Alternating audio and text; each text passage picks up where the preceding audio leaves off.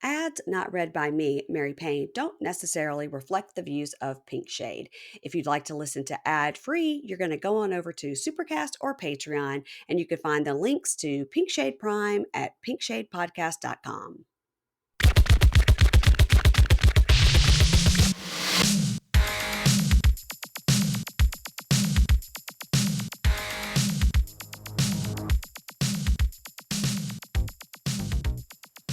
Hey y'all, welcome to Pink Shade. It's Monday. So we're going to talk about Life After Lockup, Season 4, Episode 10. I think it's Episode 10. I do and I don't. And of course, I've got Keisha here with me. Keisha, I hope you're settled in. I hope you don't have to go to the bathroom. I hope that you don't know what emergency happens because this is going to be a long one. I emptied the tank. I've got fuel on the side right here. I've got my drinks. I'm ready to talk about our people. Oh my God. Before this, I was telling you, I watched this, and you watched it too. So maybe between the two of us, we watched the whole thing. But there's an Instagram account and a YouTube account called Kiki and Kibitz, and her name is Mary. Uh-huh. So she did a recap, and she had Puppy, Amber, and Queen on there. Yeah. Mm-hmm. Yeah. So here's what we a little bit gleaned. of some scoop. Yeah, here's what we gleaned. Puppy is with Eric because he was walking around in the background. Gross. And when she was asked directly at the end, they were like, this is the number one question. And she kept like, oh, my mic is not on. Like, oh, I didn't hear you. And then they kept asking her again. Like Queen would go, answer the question, puppy. Like, you ain't that damn dumb, puppy. You know how to turn your stuff on and quit muting yourself. Just like we're surprised. Literally, he was walking by in the background. And the Queen was like, mm-hmm. So let me ask you a question. Do you think he's as bad of a guy as his character was this season? Or do you think maybe he's not as bad in real life? I couldn't guess. I don't know. But wherever they were living, it's like it was floor to ceiling shoe cubbies, right? And at some point, shoes. And his tons of men's basketball shoes, right? And damn. And it was a gorgeous apartment that had this balcony. Like it was a gorgeous apartment, like fully furnished, looked like people lived there, didn't look like an Airbnb, like fully. And she was mentioning her kids the whole time. She's talking about her daughter's name is Erin. And she was like, oh yeah, da-da-da-da. I had the kids in the car. 2 daughters? She was saying the girls. Oh, the girls were in the car with me. And I mean, maybe one of them is his kid. I don't know. But, because I think she doesn't post very often on Instagram, but I do remember a picture of a little girl, and I think her name is Frankie. Mm-hmm. Maybe. If I'm remembering correctly. Puppy is still a mystery here after 15 seasons with her. Yeah. And then Amber was somewhere. She was in a hotel room because she kept having to get up to go outside to smoke.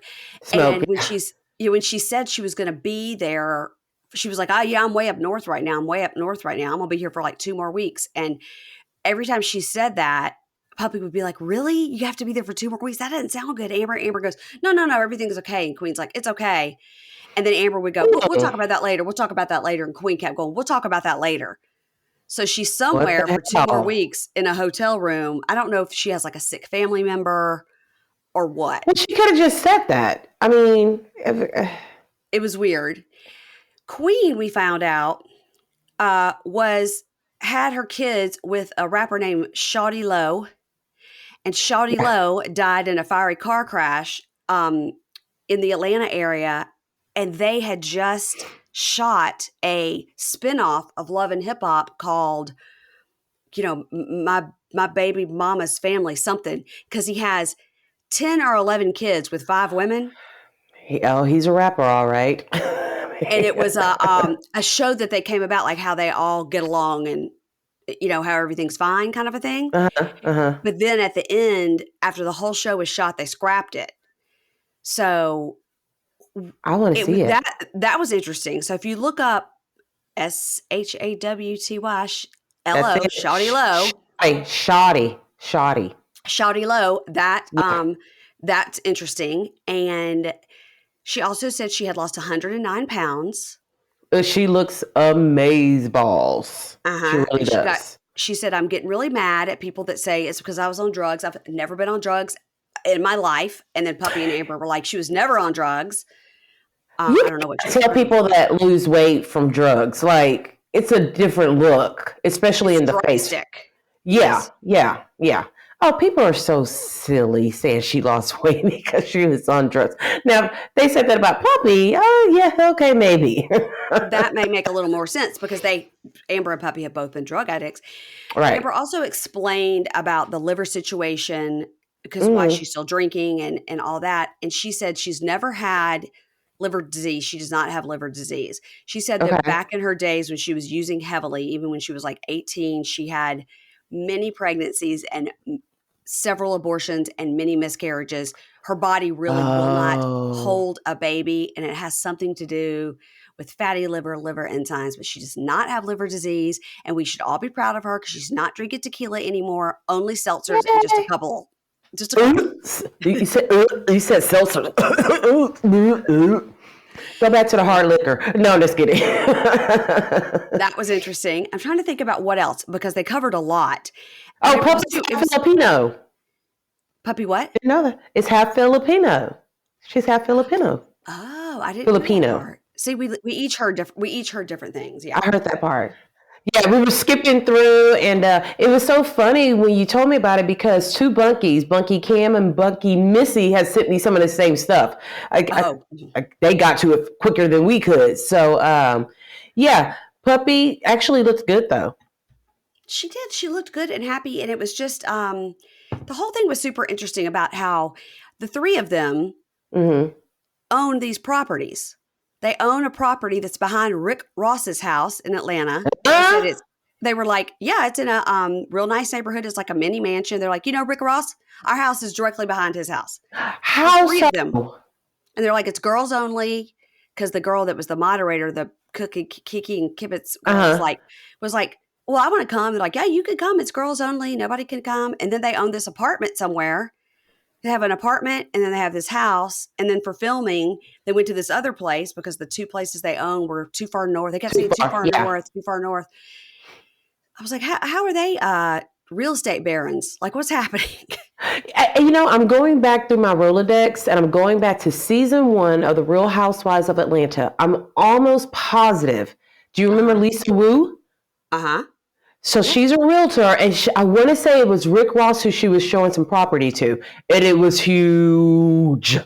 So they said they have this mini mansion that the three of them bought together. Now maybe they pooled their money from the show and thought, well, at least we'll have this, Right. It was very interesting. They talked a little bit about the TC thing, not too much, but I was most interested. I was like, I need a whole episode with Queen. So the girl that was doing the interview, the Kiki and Kibitz thing, said she's going to do a separate interview with the three of them. But it was so obvious about there. He was walking around in the background the whole time and like stopping and looking at the camera. I mean, she still tried to play dumb. Like, oh, no one noticed. Oh, Puppy.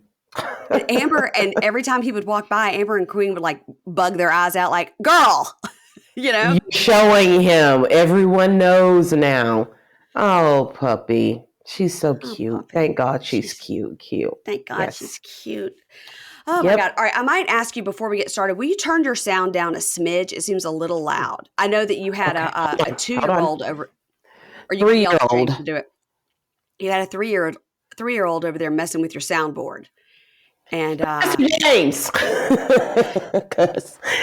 Okay, what's funny is I really walked over there like I knew exactly what I was doing, and it was like everything was in a foreign language as far as I'm concerned because it's a full sound. I don't know what the heck that is. Okay, let me see if I can get him in here real quick. Okay, I wouldn't know what it is either, girl. Everything's on my computer. And when I tell you, she was on twisting every knob and no way. Hey, are you still home? Yeah. Can you come redo the soundboard? Just real quick, little help. Real quick. Thank you, babe. Bye. Thank you. Bye. All right. So let's see. Keisha's got some new hair, and I gotta tell you, I feel like you just had those braids done though that you had. Oh no, they had to come. So when you wear braids or like twists, like that have hair added on into it, you got to take a break because you'll start thinning at the front. And I'm like, It'll oh no, pull I need it. my edges. Yeah, I'm like, I need my edges. So you have to take a break. So now I've got to sew in right now. Okay. So all my hair is braided, like in cornrows, right? Okay. And then she sews the extensions on. Yeah. Wow. Yeah. Mm-hmm. Did you? This is a dumb question, but you watched that Chris Rock documentary, Good Hair? I did not, but I tell you who did was producer James. And I had to check his ass because it's like, well, I don't want Skylar to have a relaxer in her hair. He was like quoting the movie. I'm like, if you don't shut the hell up, this girl's going to get a relaxer. She's going to keep going to the beauty salon, all that good stuff. So, yeah. And then, I think they show how it's made, the hair extensions. Are we loud or low? It's a little loud. It's a little loud. And it could just be because you're excited. Maybe it is just me. How's it sound now? Now it's better. Yeah. Okay, she says it's better. And I'll make a little note for Ingrid that the sound may change around this mark. Bye, do boy. Bye, in the bathroom. He said he was in the bathroom. Sorry, James. Ooh, that is fun. I knew I smelled something. No, I'm just kidding. Keisha. Maybe he's in the bathtub again, posting himself on the social media. Oh, God. And y'all all saw that hours before I saw the picture. We were like, he has lost somebody beat mind. me to it, though. Somebody beat me to it, though. You better come get your man. Because I was like, somebody beat me to it. What the hell? I'm like, he is so extra. That's what happens when I leaves and go without him. He does stupid shit like that and post it. I thought it was pretty funny. That was pretty funny. You would think that was so funny, Mary Payne. And then I got mad because there's no Lizzo gif of "You better come get your man." I think you got lost in my DMs. Make one. Come on, girl. Come on. Yeah. You don't know how to do a soundboard. I don't know how to make a gif. Okay. Yeah. All right, let's get started because we are going to be talking forever and ever and ever. Amen. So here we go. Okay. Season 4, episode 10, I Do, I Don't. And let's start with Lindsey. Now, the audio of my interview with Lindsey will be out next week. I'm going to be out of town. There will be no Life After Lockup because this is the finale. So next week, you're going to get the audio of my interview with Lindsey and also audio of my interview with Amrit and Nicholas of Family Karma. So that'll be next week on Monday, 90 Day. 90 Day is going to be a Bunky takeover with Bunky, Amy, and Kimberly of A Date with Dateline because everybody thinks they're the same person. Their voices sound so similar. So it's like, why don't y'all get together and talk, and then people will know you're not the same person. That's so funny. So I'm gonna be in Puerto Rico. Lucky. I'm jealous. God, I really am considering not even taking my laptop and just like watching whatever I download on my phone, so I don't have to like. But then I think I'll feel like my right arm is gone if I don't take my laptop. You know what I mean? Which is more of a reason for you to leave it at home. You're right. All right. Everybody's going to me like, girl, give yourself a break. Don't take your laptop. If anyone deserves the break, it is you. It's only like a 2-day break, but still, it's better than zero. Because you have been Captain Save-A-Ho, Captain Save-A-Show. You've done Superwoman. You're all the things right now, okay? You have been going hard, okay? You leave that laptop at home. Captain Save-A-Ho, Save-A-Show. Yeah.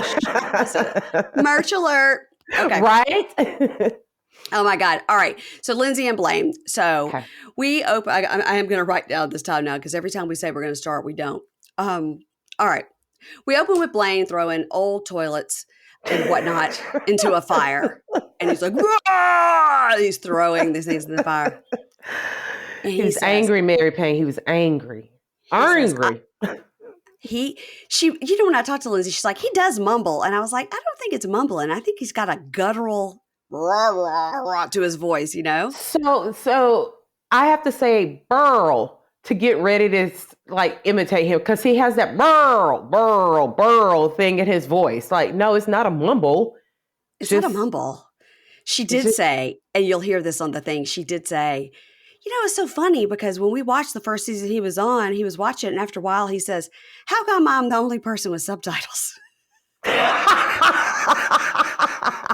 Jeez, I wonder why, Blaine. She was like, because you rumble, I told you. That is funny, though. All right, so he's throwing old toilets and whatnot into the fire. He's obviously over at the construction site, and he says, I've done everything for Lindsey. I put a roof over her head. I put food on the table. I put cigarettes and vapes in her mouth. Because that's important. You got to have that. It is super important. I paid the bills. She didn't have something. I provided for it, and I've never asked for anything in return. I was glad to do it. But everything she said last night and how she said it, I'm irritated. It's like, he was strongly irritated. Yes, he was. But he had a right to be. I think so. I think so. Yeah, she took it too far. And she did tell me when I talked to her that, after he had to get the ankle monitor and stuff, and then the work slowed down in the winter, that he was real depressed. I bet. I think being in that log cabin would depress you. It's so dark in there. That carpet. Dark, green. Just, it's gross. Indoor, outdoor. So she says, he says, the one who's closest to you can hurt you the most. And I'm just second guessing the whole thing, right? Yeah. So she calls and asks him, can you come to the house, to the log cabin, house number 3? And he gets in the car, and while he's driving, Tayler Moss, the ponytail lawyer, calls with good news because he says he's been doing so great on his tether, and he's paid off his restitution, all of it. We don't know how much that is, but he paid off his restitution, and if he could go ahead and get that ankle monitor. I was like, what? He's supposed to be on ankle monitor for 3 years? 3 years, yes. So how good did he do in this short amount of time? That's pretty amazing. He had to do damn good. Yeah. But then again, Tayler and his ponytail is just a rock star attorney. You know what I mean? I think so. How can you not win with Tayler on your side? I agree. Yeah. So he says, but, I got to tell you, man, to get this done for you, it's going to cost you 3 G's. Or he should have started with that. Or another appearance on this show. So if this scene makes it in, then I'll cut it down to 1,000. Down to 1,000. That is funny. Blaine, he arrives at the log cabin, and she goes, so what'd you do today? He said, well, I was over at the property. I was, throwing toilets in the fire. And she says, when you talk, I hear nothing. I literally did nothing. And he goes, you know what, Lindsey, I'm just tired of you belittling me. And does it make you feel good to make me feel this small? And I'm just tired of this back and forth crap. And he says, where's your stuff anyway? Where are the animals? Mm-hmm. And she says, I'm tired. I'm just tired. My stuff is still at my mom's, and I'm tired of all my money going to our life. And he was like, well, mine does as well. And she says, no, all your money goes to Blaine's stuff. And he says, if I can't take care of myself, how can I take care of the family? True. That's very true. Fair point. Yeah. Fair point. Yep. And she says, you didn't have to pay that restitution in full. So I think this is a big storyline that we didn't get. Yeah. Was it $100,000? Was it $5,000? Was it 20? Like, we don't know. We need to know, though. Yeah. Because obviously every penny he made, he put towards that. Yeah. Yep. And she says, he says, yes, I did, Lindsey. And she says, oh, well, now here's on the next sentence, it tells us how much it is. This is great. I didn't hear that. I didn't hear it. I had never heard, and I watched the episode twice. I did not hear a number. I watched it twice, and I must have smartly written it down the second time, because in the talking head, he tells us it was $20,000. And that hurt his finances, especially because work has been so slow. But he has spent all his savings for his freedom. And then he says, I got a call from Tayler, who said, I'm doing great, and I can get the monitor off soon. All I need is $3,000. And she's like, yeah. Oh, my God. She loses her mind. She loses her shit big time. Flips like, her here shit. we go. And he says, how about this? I'll give you every dollar I got, and I'll go back to prison, and then you'll see how hard it is. Mm-hmm. And then he goes into the whole thing that he told us earlier about the fire. He says, I picked you up from prison. I provided a place to live. I did all of it, and I paid attorney fees and the fines and the house arrest fees. Yep. And he goes, it's not so easy out here when you're not slinging dope.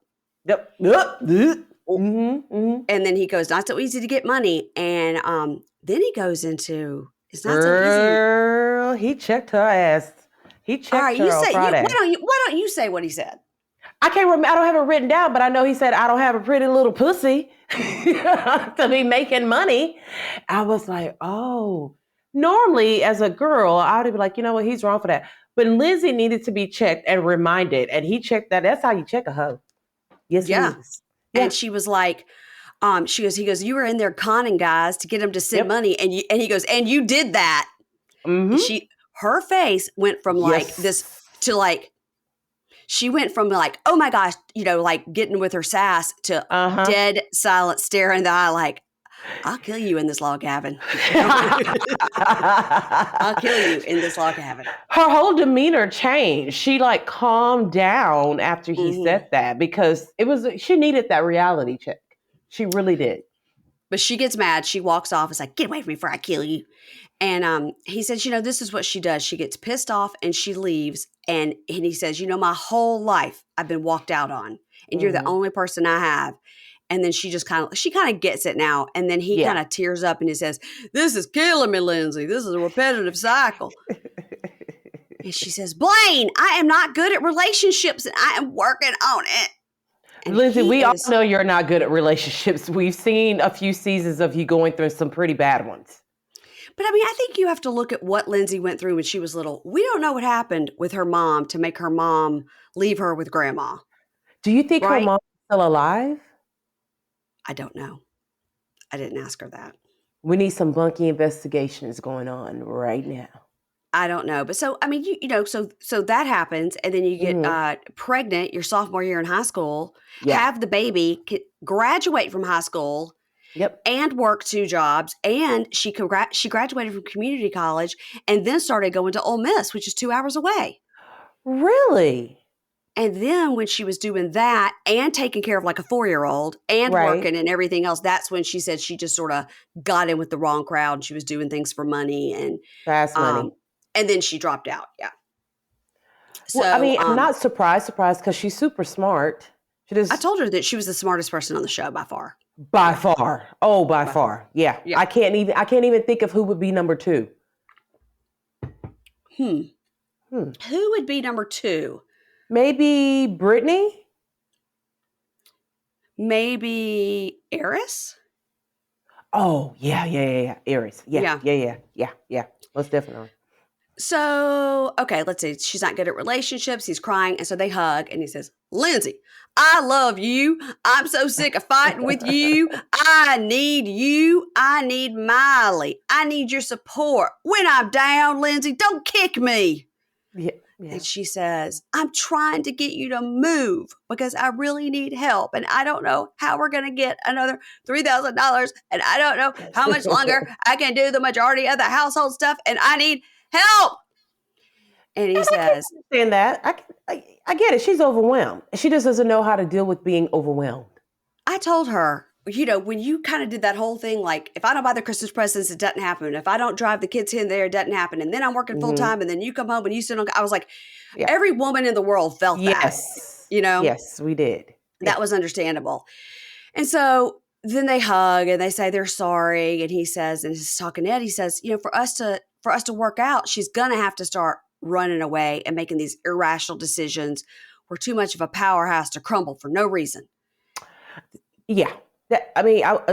Powerhouse. I mean, it's a little house. It got a little something. I wouldn't say power. It's a house. It's a trailer. They're a trailer powerhouse. Powerhouse. Yes. Powerhouse. Right. Yes. So they make out in the kitchen, and he throws her up against the fridge, and she's like, bedroom. And he's just like, he does what she says, because shit, Of course.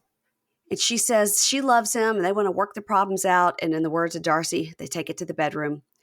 And then we get our end, thing at the end, and it says, Blaine is saving to get his ankle monitor removed. Lindsey expects a proposal by the end of 2023, or she'll do it herself. She gonna do it. Look, it's gonna be December 1st, and she's just gonna do it. Because she's impatient. So, yeah. I told you end of the year. It'll be like end of the quarter. So, Yeah. anyway, so if you guys want to hear my interview with Lindsey, that'll be next week in this same spot. Yay. Okay. Let's go to Puppy and Amber and Queen and TC and Eric. Oof, and this the was a menagerie. lot. Yeah. This was a lot. And it was a lot. So let's just get past it. Okay. So TC arrives. That's where we left off last week with TC walking in. And Amber says, I don't get anxious, but like my anxiety is through the roof. And Queen's like, TC, what's up? And he's like, what's up with you? And he goes, oh, the whole crew in the crib. And she goes, there were more people here before. And what is with Puppy's jeans? She had like a, what was that black thing on there? It's like a almost like a seatbelt or like a gun holster. How do you say it? Holster. Holster. No, it was more like. Then I was like, is her thigh messed up? And she's like, it's so many questions. Or it's like a strap that you would put around a suitcase to get it real tight because it clicks in, like, yeah. But why would she have that on? Maybe it was a decoration on the jeans that is cool that we don't know about. Okay, well, we have seen Puppy wear some things that are quote unquote cool. So she might be right. It just might have been an accessory for her. She loves to make those ripped up jeans, remember? She likes to get jeans and rip them and yeah, all right. Queen gonna make her sell that little black thing anyway so she could pay rent. I know. I'm sure it was Gucci. So probably. So let's see. So Amber sends Queen and Puppy to pack up her closet. And Amber goes, yeah, it's perfect timing for you to get here because you know what? If I would have arrived home and the house was clean, this has probably been a whole different story. I would have sat and waited to talk to you. But it's sad. It has to be like this. But at some point, enough is enough. So I will tell you that she said that she had, after that fight, that she had been gone for 2 days. And the house was spotless when she left. And then she got back and it looked like that. And she goes, the thing is that I lived there and I cleaned and did everything. And at any point in my time, there's 5 to 10 teenage boys in that house at any given time. And she said, so, and I'm always cleaning and giving food to kids and driving kids everywhere and, all that. She goes, and I'm happy to do it. And it's fine because I wasn't working. Right. And she explained why she quit that job because it got new ownership or whatever. Oh, And she was like, and I kept telling him, like, I get this house super clean and the kids have no chores or whatever. And that's not on me. I'm not their parent. Right. But nobody even puts a dish in the sink. And she was like, and whenever I film, I make sure it's spotless. And when I walked into film to sit to talk to him and it was like that, I just lost it. And I was like, today's the day I'm leaving. Yeah. Damn. She walked in to like film to sit and talk to him and saw that the house was disgusting. I was like, I'm not doing this anymore. I mean, she had reason to, because it was fucked up. I mean, it was just like plates of food on the floor. And like a frat house. Right. Like a frat house, right. And so, let's see. All right, so she says, it's enough is enough. And when she says that, he just sort of yawns, which now, that means I'm going to start yawning because I said the word yawn. And she says, it out. Go ahead and get it out. Get it out. I'll mute it in a minute. So she says, listen, I know we go through spats and then we wake up and we pretend like nothing's happened, but that's not a way to go through life. And he goes, I'm not really sure what you're talking about. What? And she says, we argued about the house being messy. And you said to me, I'm not attracted to you. Do something with your life. And that baby thing, you knew exactly what you were doing. And he goes, I think you might be wrong on that last part. And she goes, I'm done. You can't man up and admit what you said. Like, I'm done. And he starts going, me too. And then she says, all the bills are coming out of, and I'm not doing it as aggressively as she is because she was like all hyped up. Oh, yeah. She was on level 500. Yeah. And she's like, all the bills are coming out of my name. That truck is either coming out of my name or I'm taking it. And he goes like, well, you're not taking the truck. It's in my fucking name too. And then they start back and forth, take me to court. Don't take the truck. Yeah. And then she's like, I'll steal that bitch in the middle of the night. No, you won't. All that. And she will. She will. Her Puppy and Queen will surely do something like that. And she explained about the truck is that he had gotten a promotion and he was working like 2 zones, neighborhoods, because I think he's like a plumber or carpenter or something. Okay. And so then he got a promotion at work. So he was covering 13 zones. Mm-hmm. So his truck that he had was like a total piece of shit and was like, it wasn't going to make it. So she let him borrow her good car. And then she was just like, either using his piece of shit truck or borrowing people's cars. And she was like, something's got to change. Like, Yeah. I got to get my truck back and you got to buy a truck. She was like, so that's why both of our names were on it. Okay. So, and then she was like, you're not fucking with my credit. And that's when he yells, I paid for that motherfucker. You hear me? And this is when she jumped off the couch and you could see prison Amber coming out. Yes, it was. Yep. And she says, it's in my goddamn name. I put $5,000 on that. And he's screaming, I put $5,000 on it. And they are so in each other's face. Yep. Yes, it really scared me. It really scared me. It really scared me because I was like, I don't want her doing something to make a neighbor call the police. I mean, you know what I mean? Yeah. I was nervous. And we have seen these people really kick each other's asses. So we know it's in them, and we know that it for sure will get filmed. So yeah. So she says, you don't give a fuck about me, and you just don't. And if you don't care about my feelings, and you don't care about leaving me in that baby situation, and everything I do is wrong because I drink, I'm over it. And he's like, I'm over it too. She's like, I've been over it. And then she just starts crying. It's like, I need a minute. I'm really mad. I need a minute. Yeah. So she walks away and Puppy's like, what do you need? Cigarette. Queen, get a cigarette. I'm like, can someone please bring one for Puppy too? So she'll calm down. Because she was taking that cigarette pretty damn seriously. Did it remind you of that meme of Ramona Singer where she's standing there from a long time ago on Housewives of New York, and it's when they did Scary Island and they had been on that boat, and this is what the whole time when she was doing Turtle Time, she's standing there and does a face like she's upset, and she puts her hands up and somebody hands her a drink and puts the drink in her hand. That's exactly what it needed to be, a cigarette this time around. Yeah, just put her finger up and it was just appear in her hand. So funny. So she talks to Queen and Puppy outside, and she looks like she's drinking a Red Bull, but she keeps saying, he said that to me. He said that to me. He said that to me. And I was like, I think she's drunk because she's repeating herself a lot. Yeah. Yeah. I think or do you think she was just really, really fucking mad? Both. Okay. I think to deal with any emotional situation, she has taking shots and getting drunk. Yeah. Ugh, man. At that time, I think she's better now. So, TC tells the producer, I suck at being a person. I don't deal with feelings and shit. Like, it's in here, but I can't let it out and deal with it. Like, literally, I just don't know how to do it, man. I was like, like he's emotionally stunted. Like, he just, really what sad. happened? A few things have to happen to him for him to be like that. I mean, it was bad. And that's rough for his sons to grow up thinking like, no matter what we say to our dad, he's not going to have any emotion or reaction. Any emotions. No. Yeah. And that makes people feel like you don't care.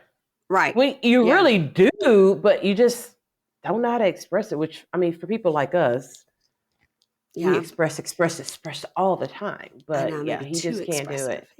Yeah. Me too. Yeah. So she comes in and she says to him, like, I'm sorry.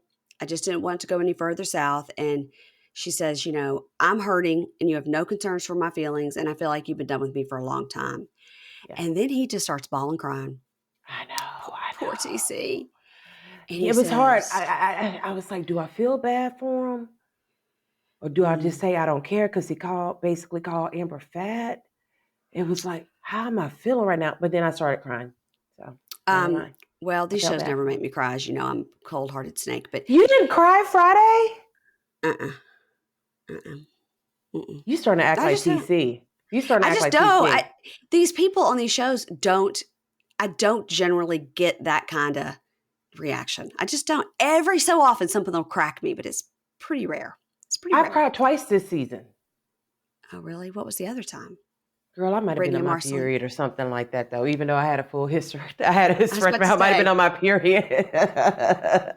Me too. Yeah, I was emotional. Yeah.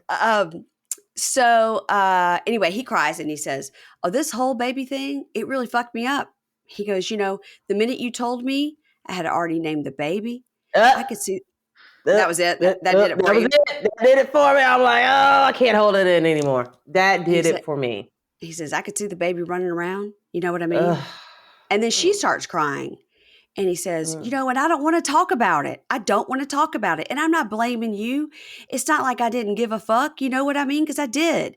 And I never had this conversation with you because I was so upset. It's just so hard to deal with it. So I just bury it and I look like an asshole, but I can't let it out. A complete asshole in front of a million people, probably. Right. Yeah. And she says, all I really wanted was for you to love me. And I felt like I earned it. And he just sits there and he's kind of crying, looking at the ceiling. And so she gets up and she hugs him. And she says, okay. It's hurting you. I know. It's okay. This is why I felt like she was maybe drunk because she just switched so quickly. But you know what she should have told him? You should just probably go to the gym. That makes everyone feel better. She should have used his own words against him.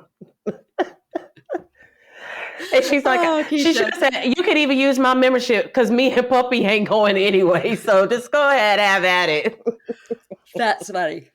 Yeah. So she says, just tell me you love me and I'm sorry and I love you and it's okay. And she goes, I know you did love me and you do love me. You just don't know how to do it. You don't know how to do it. Yeah. And I don't deserve that. And I don't know how to handle that. And it's okay to have these emotions about things. It's okay. And he says, nah, if you keep your emotions inside, then you don't have to deal with them. But once you let them out, they just keep coming and coming. And she says, no, man, it's the opposite. If you deal with them and let them out and handle them, they will go away. Yep. And he just looks at her because he didn't understand this logic. It was like she spoke a foreign language all of a sudden to him. And she says, if we would have done this before, we probably could have made it through this. Yep. And so, yeah, I'm just going to go. I'm going to go. We're friends. We're friends. He's like, I feel like you hate me. She's like, I don't hate you. Yeah, we're friends. Okay, bye. So she leaves. Yeah. Poor guy sitting there bawling, crying for the first time in his life. He's just like, yeah, I didn't want you to go all the way to that. Now I got to go. Yeah. I mean, he brought it on himself. I know he did. I'll say that. Yeah. I know. But I felt a little tiny bit bad for him. But, you know. I did too. Nothing a little workout on a treadmill won't fix. Clean this house up. You'll feel better. Man, you'll feel much better. You're going to feel real good. Load the dishwasher. Somebody's got to do it. So the end, I don't know, the end card says, Amber moved in with Queen and Puppy, which I found out on this thing. They all three have their own place, but then they own these two properties together. Puppy doesn't have a job, but makes money by selling her clothes. All right. I wonder what size shoe Puppy wear because I want some red bottoms. I wonder if she has like a Poshmark page or she sends her shit to the Real. I wonder. I'm sure one of the bunkies will find out. Somebody let us know, and then also let us know, does she have 2 kids or just 1? Because we need to know. That we need to. One of them's name is Aaron. So let's move on to Sara and Shawn. All right. God. Ugh, I can't. So they stand in the kitchen and talk, and he was like, I just wonder, like, why are you like push the surgery date up? And she was like, hello, I was on a cancellation list. That's why. He goes, I don't know. Maybe it's something to do with Anthony. And she's like, nope, I'm doing it for myself. It has nothing to do with you, nothing to do with Anthony. And he's like, I just think you're just going to get everything new boobs for Anthony. And she tells us, I've never had great self-esteem. I've always had little boobs. And now I want to use my sweet, sweet Matt Sharp money and buy myself some B cups. Okay. I mean, I think that's it. He was just whining about it. I would have been like, look, I'm getting these titties, whether you like these titties or not. Now, if you want to see these titties and feel these titties when I get them, you better act right. Because he just was, like, come on, Shawn, say it with your chest. I'm trying to think who else. Oh, it was on Family Chantel where Nicole was getting those new boobs and her boyfriend Alejandro was like, you're not, you're forbidden. You're not allowed. She was like, I'm taking my sweet, sweet Matt Sharp money and getting those new boobs. So that's right. Because if I get some Matt Sharp money, that's what I'm going to do too. I'm going to get a mommy makeover. Me too. I just got to fall in love with somebody in prison. Shoot. Or you know some prisoners? You know prisoners? No, I don't know any prisoners, but you can marry somebody abroad. Marry somebody abroad. Well, but what are we going to do about producer James? He's going to be in the way of all that. It'll take a couple of years for it to happen, so nobody has to know about James. Just tell him to play along. If he doesn't want to pay for that mommy maker, he needs to play along. I said, either you cut me a check right now or Matt Sharp's going to cut me a check, okay? So you pick which one. All right, so he tells us he's very annoyed at Sarah's mom, who we call Crackhead Kathy. And he's very annoyed about her. And Sarah's like, I got to be honest. She says in her talking head, I got to be honest. I can understand why Shawn would be annoyed with my mom. She's always given him a hard time. And now she's been lying to his face about the Anthony thing. So, like, I get it. Yep. Well, they arrive at Kathy's house and she's like, where's Shawn? And she goes, oh, he's in the car. And then she throws him under the bus. She goes, he's being pouty because he's butthurt about the Anthony thing. I was like, she's mean. I was like, you just said that you understood why he would be mad at your mom. And now you're calling him butthurt and pouty. Because she's mean. Sarah, I think Sarah is kind of mean. I do. That was mean. I think she's also like, got to keep on her mom's good side because that's her babysitter. True. And she says, he feels everybody betrayed him. I roll. And she says, yeah, I'm going to be on lifting restrictions and he's going to have to do everything. It'll be like a rude awakening for him. And mom yells at Shawn, who's standing by the car, what a little bitch. And he's just standing there. And she goes, hey, she's about to have surgery. Stop acting like a baby. Get over it. And then he just says, okay, Kathy, gets in the car. And she goes, I could just punch him in his face. He should have told her, go clean your house, Kathy. Worry about this house. Go paint this house. Do something with this yard. I mean, there's so many things that he could have said to her because a lot. She was being an asshole. For no reason. She really was. Yeah, no just because she can be. So now we're in the car post-surgery. So it's probably just I don't know though, because her stuff was like at 1:45. So I wonder if it's like she came home that night. Because I know if you get a boob job, like it's a one-day thing. Like you don't have to stay overnight generally. Mm-hmm. Yeah. So this must be either really late at night or she stayed overnight. So, and she said she's on these painkillers. And he's like, I don't like that. Since she's an addict, he's like, I don't like that. Of course. And she's like, they're prescribed by a doctor. And I will tell you, my husband recently had a pretty major surgery. He's a recovering addict as well. And I was nervous about the pain pills, but the doctors especially are very careful. They would literally give you like 4. No kidding. They do not play about that at all. Like when I had my hysterectomy, I was like, that's all you're going to give me? I'm like, how am I supposed to make it through? Yeah, they are very skimpy with those drugs. Yeah. When I was going in to get these epidural nerve block things in my back, they were asking me all these questions about opioids and stuff. And of course, I'm like, no. And then they put this like stick in my mouth, like a saliva thing. And it had to sit in my mouth for like 60 seconds to like soak up all the saliva from my mouth. And then they put it in a bag and they sent it off to be tested to make sure I wasn't lying about any opioid use. Are you? I've never heard of anything like that before. They were like, this is what they do here is they give you, fentanyl, ketamine, all this stuff when they knock you out for like the 5 minutes. They give you that hardcore stuff. Yeah. And they're like, we can't have anybody in here with drug seeking behavior. We have to make sure you're totally telling the truth. And they're like, do you consent to having your saliva tested? I was like, sure. Take my DNA, put it on 23andMe. I don't care what you do.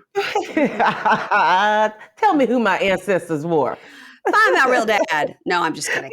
Just kidding. My real dad is my real dad, guys. No, don't besmirch my dad.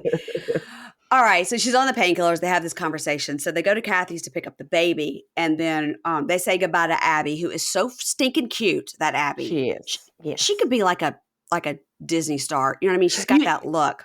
She looks like Punky Brewster. She does. That's who she reminds me of, which, I mean, how cute was Punky? Punky power. Yeah. Yeah, she's adorable. So she leans out the door and says goodbye, I guess, because they're like, we'll keep her, but she has to take the baby home for whatever reason. And he says, I do wonder sometimes if I make the right decision with Sara. And is this the time Anthony stays clean and comes in and steals my family? Okay. Well, time will tell. And quit thinking about it. Quit talking about it. You're putting it out there in the universe. Just stop. Chill, But it's Shawn, so, I know. Well, yeah. He expects to be treated like he was treated, right? How he has treated other women, he expects women to treat him that way, right? Yeah. Yep. So Shawn is giving baby Addie a bath. And she says, I feel lucky to have Shawn, and he is the most stable relationship I've ever had. And I do love him more than I've ever loved anyone. And I hope our life doesn't change with Anthony back in the picture, especially, with that lion that we did. Whoops. Yeah. But I think Abby's happy to know who her dad is, and it's also a big weight lifted off my shoulders that I've been keeping. And I want to believe that Shawn and I's marriage is unbreakable, but never say never. We're trying to get another season. She just makes my butt itch. It's just something about her that just there's You just don't something enjoy about her. her. You don't enjoy her at all. No. I mean, maybe she switches and goes back to that reddish, pinkish hair color she had because I liked her a little bit better then. But I just could not Okay. stomach her this season. I just could not. She just, I don't I'm know. very ambivalent on her. Very ambivalent. She doesn't bother me or not bother me. You know what I mean? Really? Mm-hmm. Oh, she just does something to me. Like literally, when there's scenes coming, I'm like, oh god, here comes Sara. I just can't take her. She's annoying. It's like, Sara. ew, Sara. I just can't deal with her. So, but I'm sure Yeah, I we'll think see her next season. I'm sure we will because they're out there acting for their life. Yes, they are. All right, let's talk about another sad story. It's Tayler and Chance. So remember what Whew. happened last week when they had that blow up in the bar? And Mm-hmm. she's crying in the car still. And then she starts driving home with Bobby. And I'm wondering if Bobby doesn't have a driver's license because you would never let your sister, who has Be been that upset. be Yeah. that upset, drive that car. No way. You would be like, She I'm driving. it's probably suspended. That's what I'm thinking. Knowing Bobby, yeah. I don't think Bobby's able to drive. So she was saying, Chance's drinking is out of control. And then the next morning, we see Chance wakes up at his buddy Zach's house, and Zach wakes him up and was like, "Hey, man, you got to get up, man. I got to go to work. Yeah. This is ridiculous, man. You know what, man? You need to really lay off the alcohol." So they go Damn. sit outside, and Chance says, "I need to admit that I think I've become an alcoholic. Like I need to admit it." And Zach says, "How much are you drinking? What are you drinking?" And he goes, "Well, I chug 3 shots for breakfast."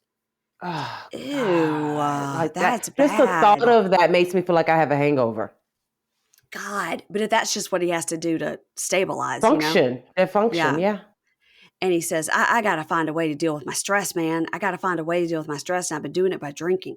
And Zach goes, okay, well, good talk, but I got to drive you to your truck. So Because cannot be late. I cannot be late for my shift, okay? I I got to need go to my work. money.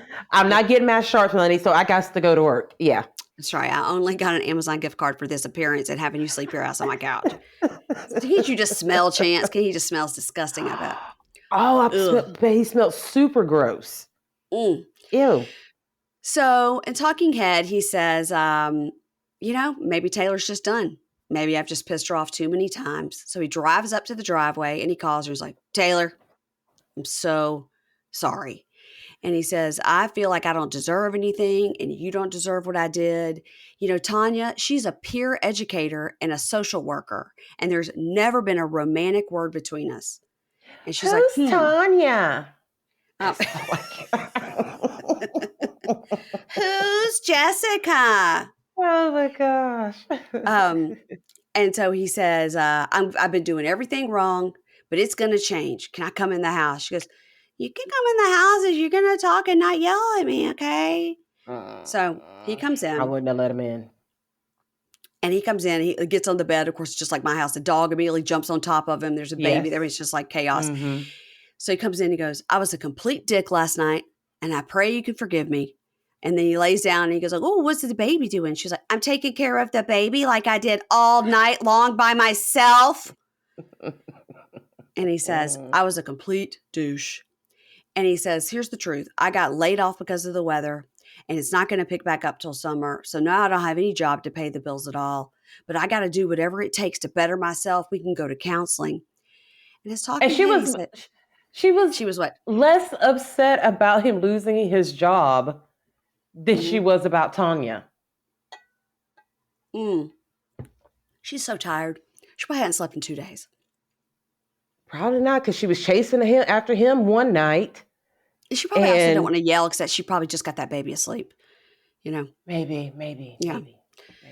So his talking head, he goes, listen, I'll do AA. I'll do marriage counseling. I'll do social skills classes, which I need horribly, and as soon as possible. I was like, well, that's interesting. Social skills classes. Yeah. I mean, that's an interesting thing for him to note about himself. That's self-awareness. At least he is really looking at himself in the mirror right now because he needs all those things. He does. And when we get later on to Cam and Aris, Cam also could use social skills classes, like how to behave in public. You know? He don't need nothing.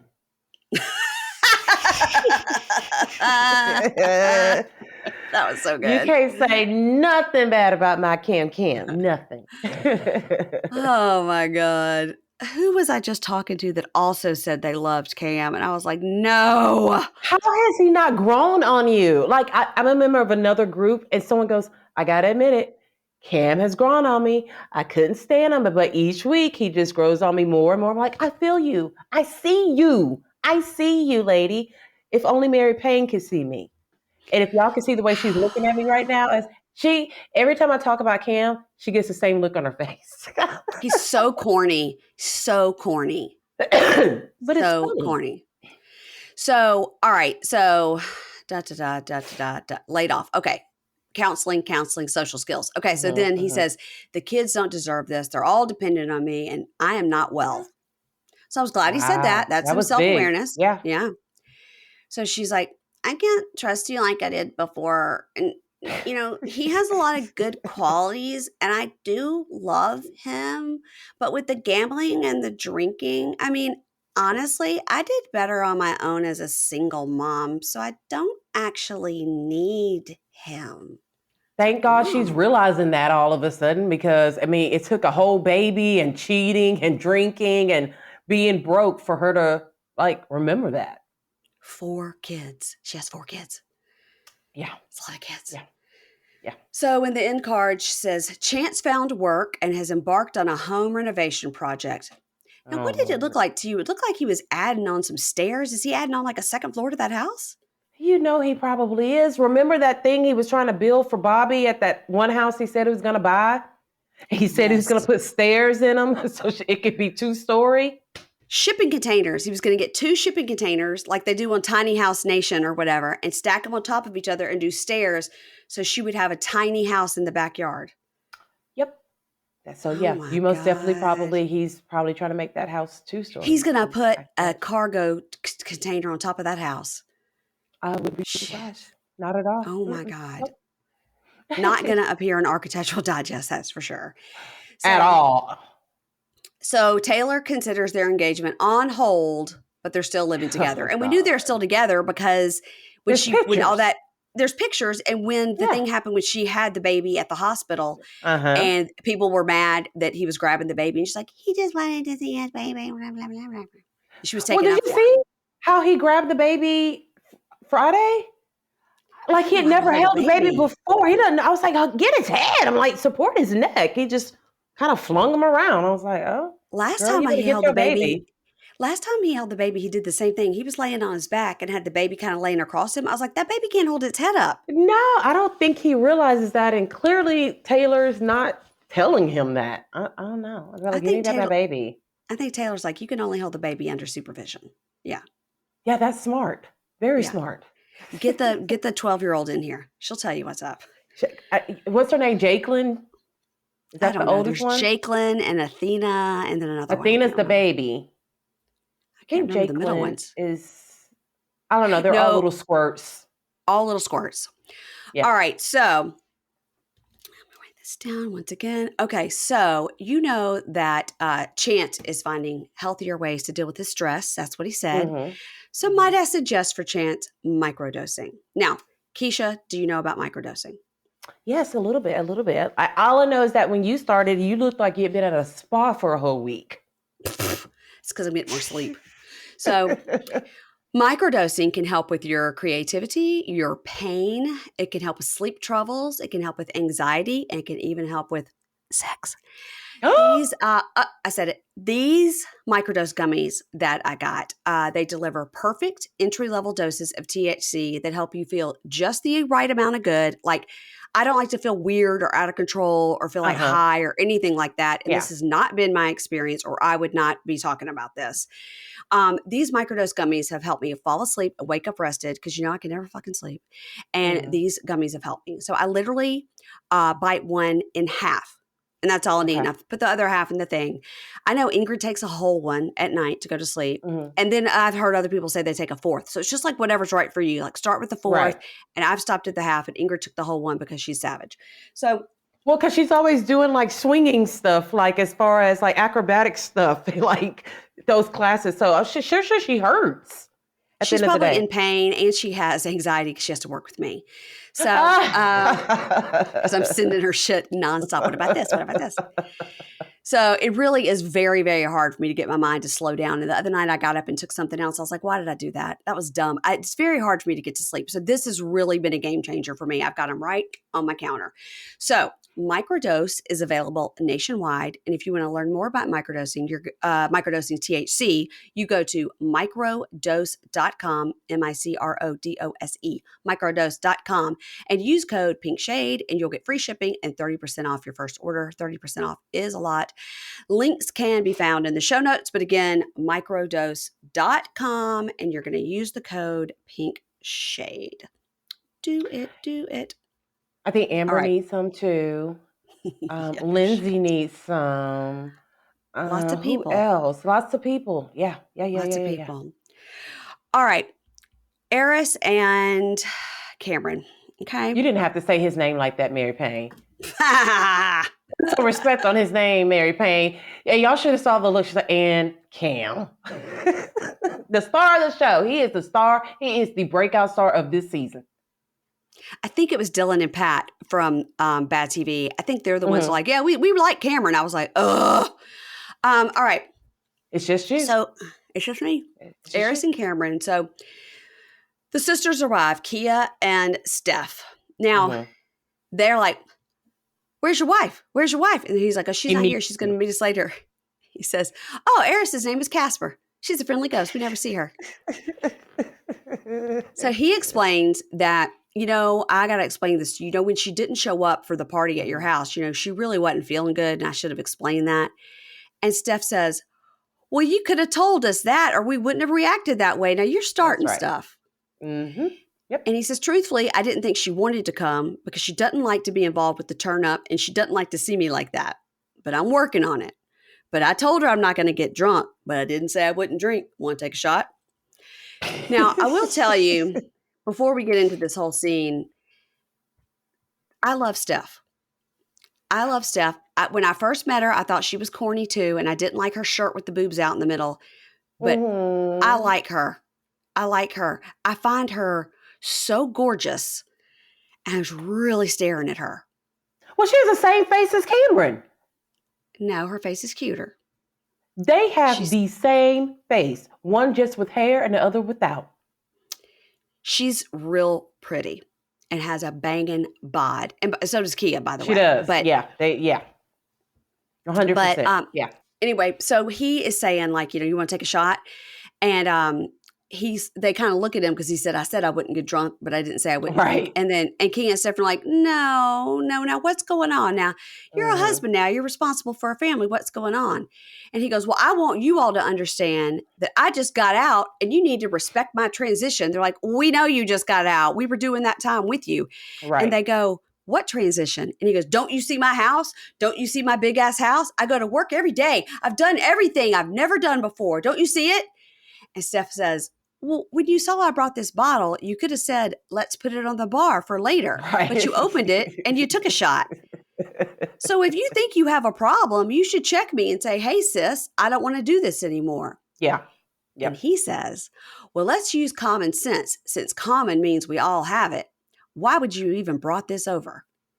And she was like, well, common sense, if we all have it, would tell you not to get wet like that. And you didn't have to drink it. At least not immediately. You didn't. I mean, not within 4 seconds. And show them the house first, at least, and then take a shot. Here's the kitchen. This is where we'll be. And so he says, he starts in on like, I can do whatever I want. And they both at the same time go, no, you really can't. You really can't. And then he says, I really can, because I'm handling my business. And she goes, okay, Tony Montana, all I'm saying is just chill. And I was like, Tony Montana is a reference to a movie, and I didn't get it. It's Scarface. I was like, is it Scarface? It's the one with the cocaine? What, say hello to my little friend. Yeah. Yeah, Scarface. So, and his other sister, so Kia like reaches out to slap at him and he backs up. Which was hilarious to me. It was just the hand coming out of the shot. Funny. Yeah, it was so funny because I still will hit my brothers as well. Like, that might be nice. And he's like, no, this is what you're always trying to do. You're always trying to hit me and yell at me. And so he gets all mad and he goes over to the bar and takes a shot. And they're like, oh, he gets upset. And the first thing he does is goes and takes a shot. And he says, I could do what I want in my house. And Steph goes, you keep talking about your house like we don't live in houses. That's what people do. They get houses and they have places to live. Yeah, which I thought it was so funny. Yes. Hilarious. Yeah. And I was like, okay, I like this girl. She's like, why do you keep mentioning your house? We all have a house. And it was the way she said it too. I was just like, that's funny. He needed to hear that. And Steph says, what Kia says, I know you ain't trying to be an alcoholic now. He says, well, that's partly right. Okay. It's starting to be a problem. Like I'm starting to black out. And the other night, I'm just going to tell you, I'm going to tell on myself. I peed in a closet. It's embarrassing. I'm fighting it. Now, the funniest thing is on when they were doing that talk with Kiki and Kibitz and the three girls, they were all like, did you hear that he peed in that closet? And all of them go, oh, he just thought it was the bathroom. Like, no big deal. So I was thinking every person that I have known who has been an alcoholic has had a story about peeing in a closet. Or a drawer or something. Yeah, like something. In a corner. Yeah. So Cam says, our dad was fighting addiction. And they kind of looked like they didn't want him to say that, didn't you think? They kind of looked at each other. Yeah. Like, we're not about to go into this. We're not going into dad, right? Yeah. They said, our dad was fighting addiction. And they said, well, you should have taken that information and used it for something positive. And you should be using your money for your education and financial security and financial management. Mm-hmm. And he goes, well, I'm a late bloomer, but I'm going to blossom. I am. And so they just look at him. He is. I listen, he's got that customer service job. I think he's, because he's charismatic. God knows I don't want to get stuck on the phone talking to him if I got to call Southwest Airlines. Man, I would hope I would get me like, is this Cam? Cam, this your Texas fam out here. I'm representing hard from you. Have you listened to Pink Shade? Because I go hard for you, Cam, all the time. I'll be like, Cam, do you have your gold teeth in or no? What you got? I want to see. What do you got in your mouth? Because him and those gold teeth. So stupid. So Cam says he's been going to treatment classes, and people don't know that, but he's been going to treatment classes about his drinking. He has an addictive personality, and he says, I get to tripping when I drink. I get brash, and I do too much. So all of this is growth, and I applaud it. Okay? Hold on. I can't, wait, let me adjust this hearing. Let me, say it again. Let me turn it up, because I don't think I heard you correctly. What did you just say there, babe? Say it again. Say it loud. I applaud his growth as a person. Okay. All right. Next thing she gonna think he cute, y'all. No, Watch. I still think he's corny.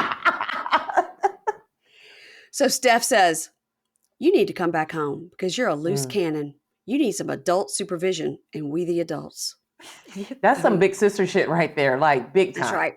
Yeah. Yep.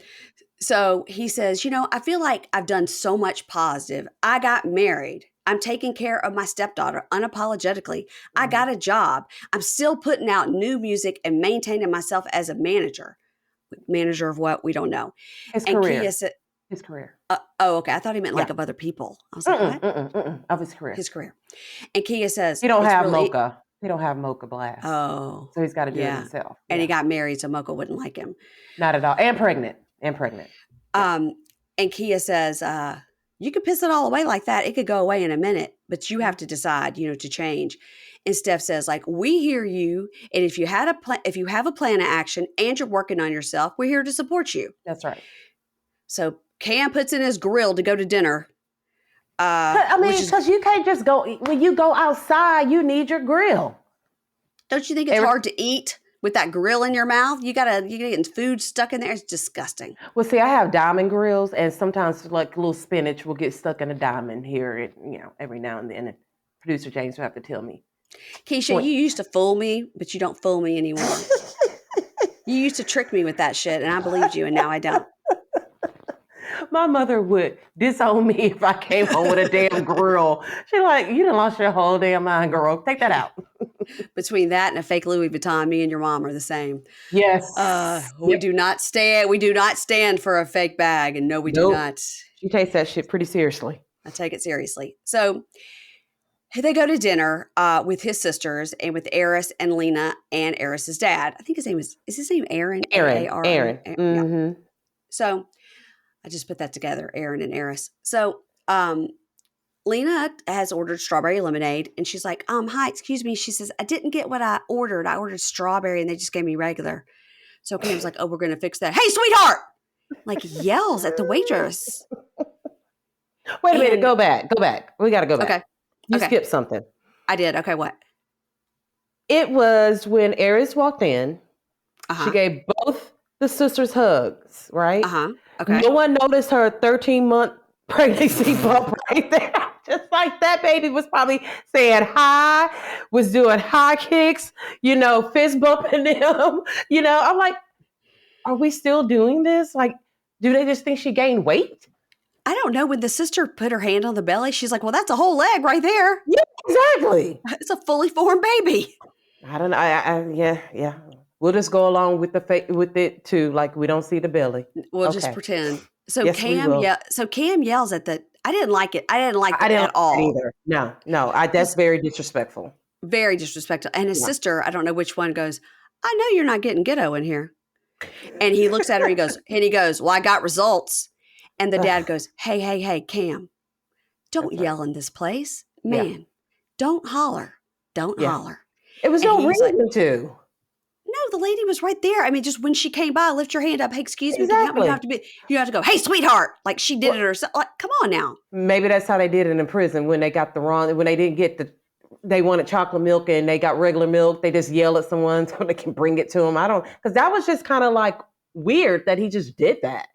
And let me tell you what, you can always tell people who have never worked in the restaurant industry, because anybody that's ever worked in the restaurant industry at any capacity would not.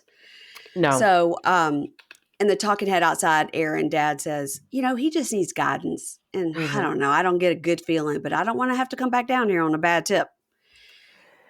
So I think that's right. I think he does need guidance because we do know that he's got lots of siblings, and we do know the dad died. We don't know about the mom. So I think maybe he just had a bad childhood and I think in prison. And yeah. Sisters all seem to be doing fine. So I don't know.